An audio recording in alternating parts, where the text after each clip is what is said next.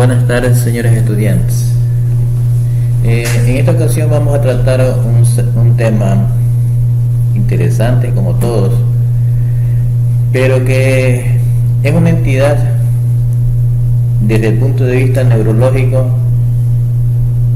de las más frecuentes, es decir, a nivel hospitalario, de patologías neurológicas, las que más nos ingresan al hospital son los traumas craneoencefálicos, los eventos vasculocerebrales y la epilepsia. ¿Ya?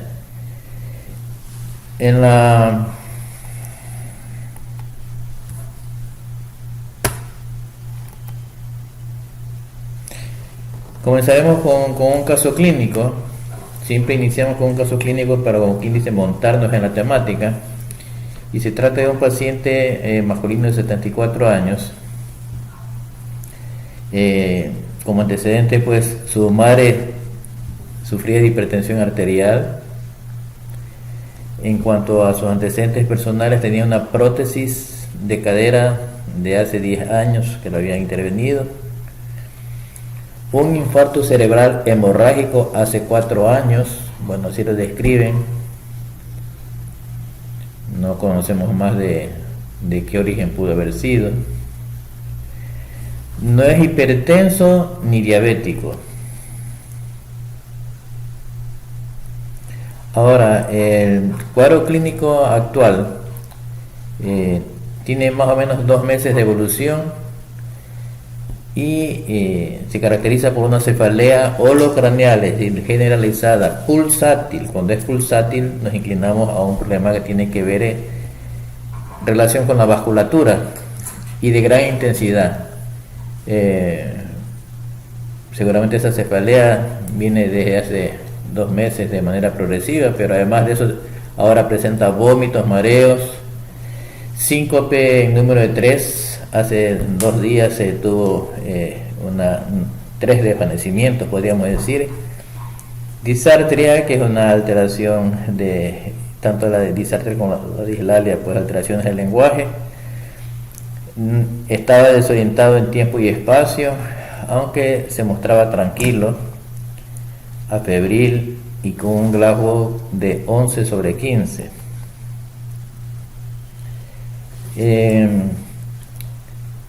En este momento estamos viendo que podemos constatar que este paciente, al menos hasta aquí, no nos dicen o no nos hablan de un dato de focalización lateralizante. Ya. Muy a pesar que su cefalea tiene ya algún tiempito, sin embargo, lo que es vómitos, mareos, problemas con el lenguaje y esa desorientación a lo mejor se presentó más bruscamente, porque aquí lo que hacemos pues es tomar nota de ciertas historias clínicas que en este caso, como tú has señalado, es de un paciente del Berry Ceballos.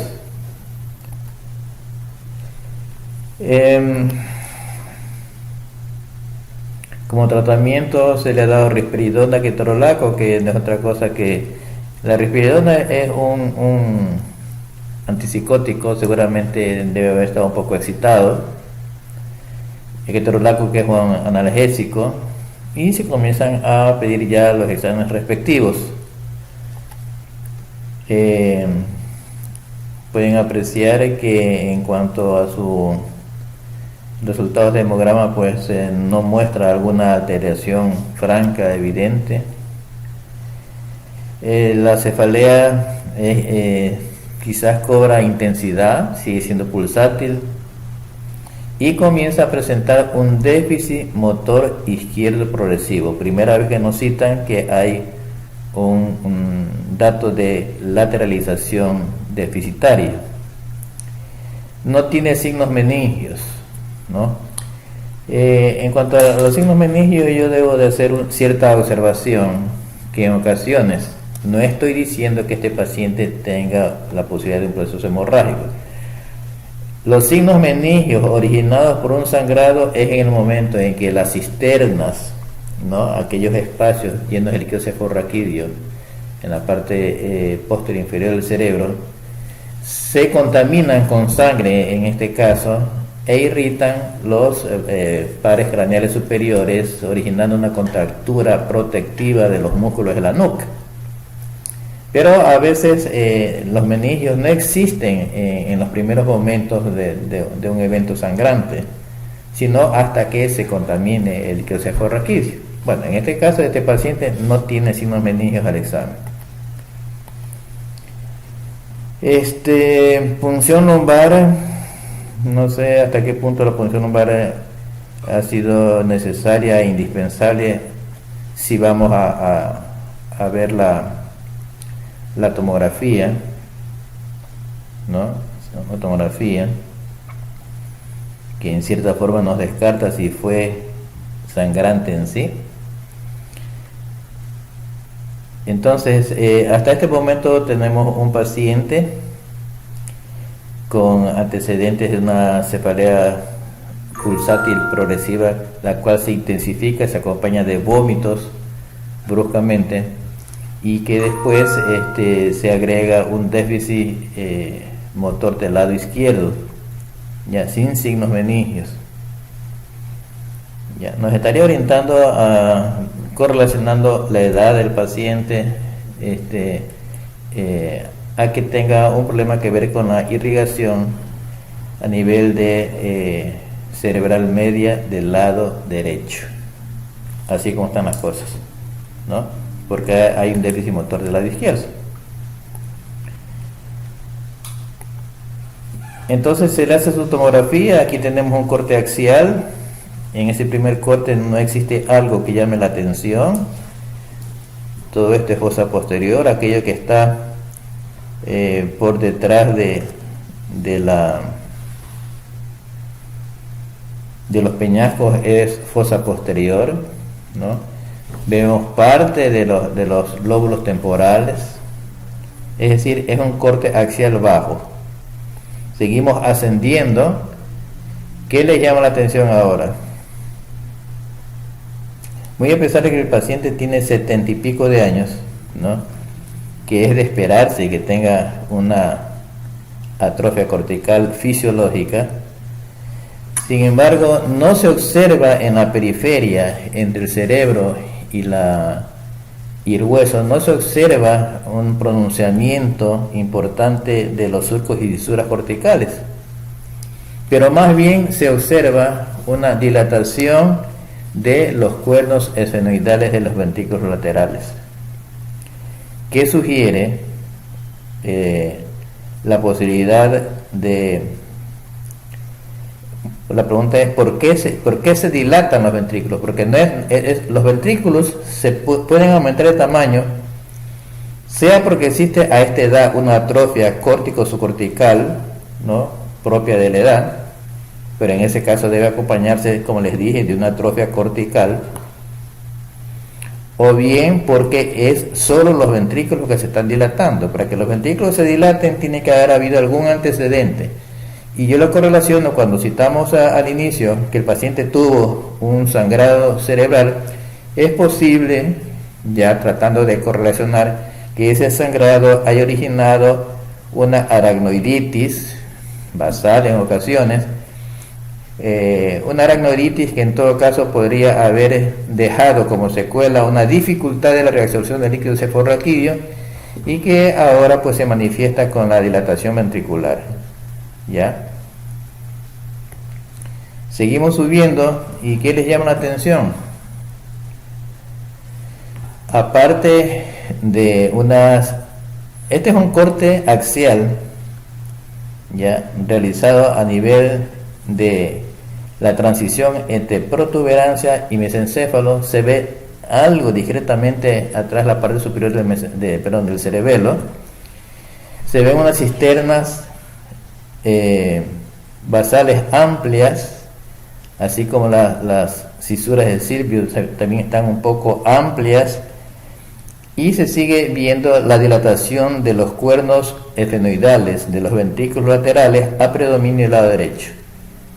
Pero en realidad lo que llama la atención es la presencia de una zona hiperdensa, blanca, que se ve totalmente blanca, más o menos de unos, qué sé yo, 2,5 centímetros de longitud, ubicada en el Valle Silviano del lado derecho.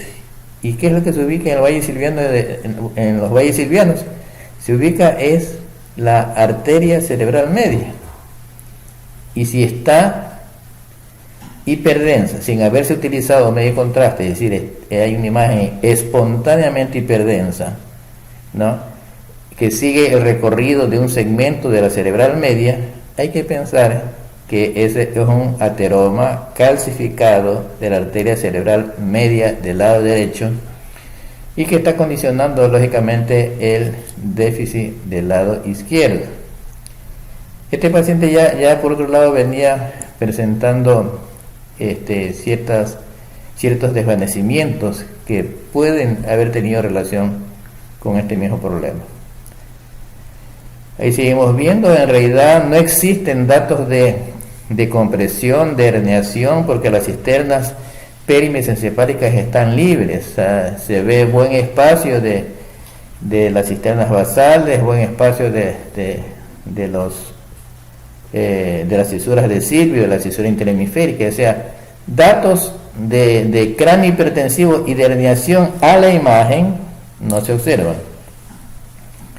Y estos son cortes más superiores en los que se ve que existe esa hipodensidad a nivel de los polos, conocida con el nombre de leucoaraiosis, que es una manifestación radiológica de que este paciente en realidad tiene ciertas alteraciones en cuanto a la irrigación, o sea, son procesos isquémicos crónicos, ¿no?, que de larga data, que nos lleva a estos cambios que incluyen ciertas gliosis, cierto edema en esa zona, que se conoce radiológicamente a la tomografía como leucoaraiosis.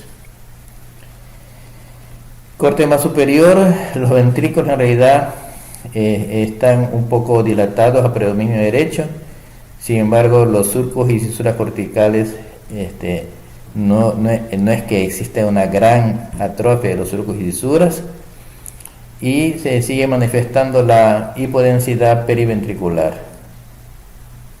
Ya este es el corte más superior de todos, en los que ya no se ve el ventrículo. Entonces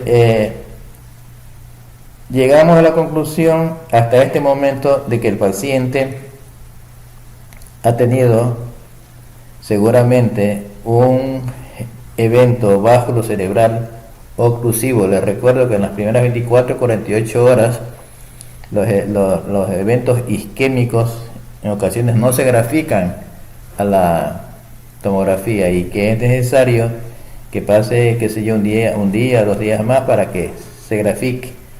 Lo que sí nos permite en este momento, porque el sangrado, los que son sangrados se los ve desde el inicio, lo que sí nos permite, por lo tanto, esta imagen es descartar la posibilidad de una hemorragia y un ateroma calcificado, ¿no?, en la cerebral media del lado derecho, en el segmento M2. Bueno, ahí se le da un tratamiento de hidratación, de analgesia.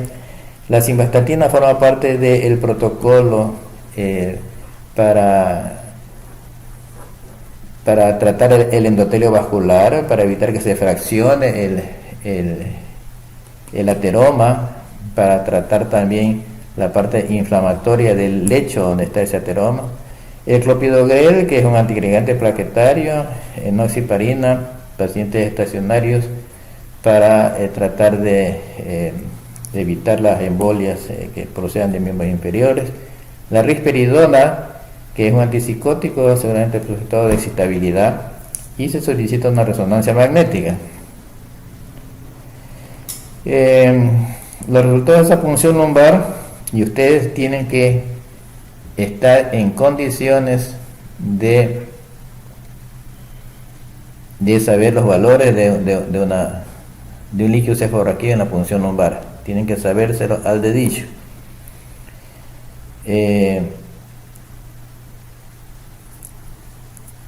si tiene 50 hematíes, ya, ahí queda la duda. Es decir, si la tomografía no descarta una hemorragia, es muy posible que haya sido traumática la punción, para que exista 50 hematíes, pues no tiene por qué haber.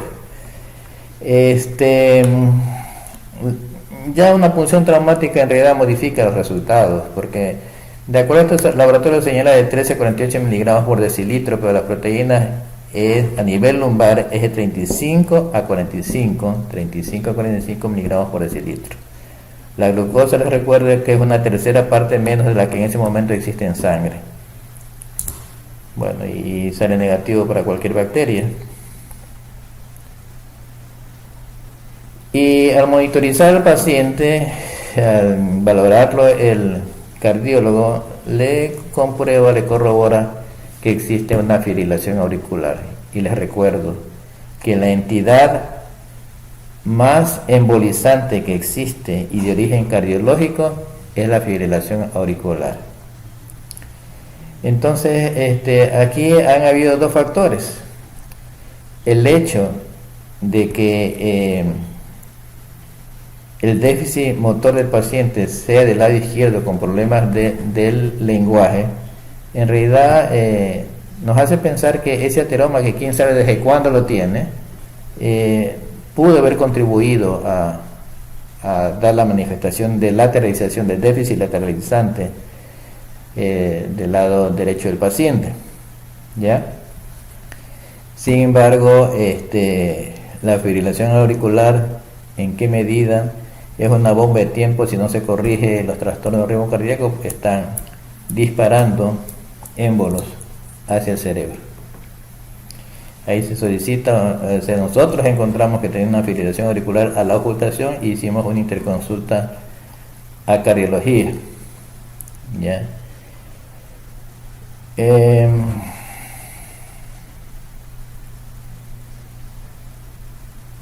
Y este problema, mire, es un tanto oscilante, porque ustedes pueden ver que tenía el déficit motor izquierdo y desapareció el déficit motor izquierdo, lo que quiere decir que ese ateroma está fluctuando ahí, por lo tanto deja pasar bien la sangre por momentos, ¿no?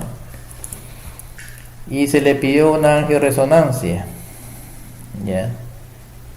Es un método en que nosotros, por medio de la resonancia, solo es para ver el árbol arterial. Ese es el plan de medicación, que varía con lo nuevo que le agrega el cardiólogo, pero que el propósito es aliviar su dolor, evitar tratar de dar antiagregación plaquetaria para que no siga disparando más émbolos en caso de que esa fibrilación lo esté haciendo.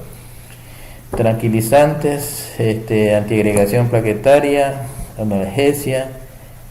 Considero conveniente un antihipertensivo y un protector gástrico.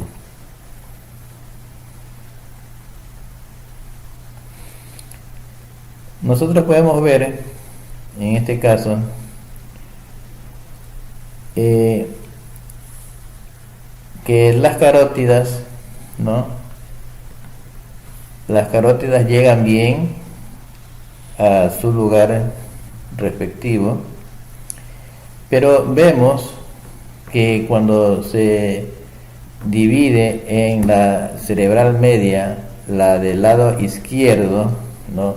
Prácticamente se queda amputada o no tiene la misma calidad de llenado que tiene la carótida del lado derecho, ¿ya?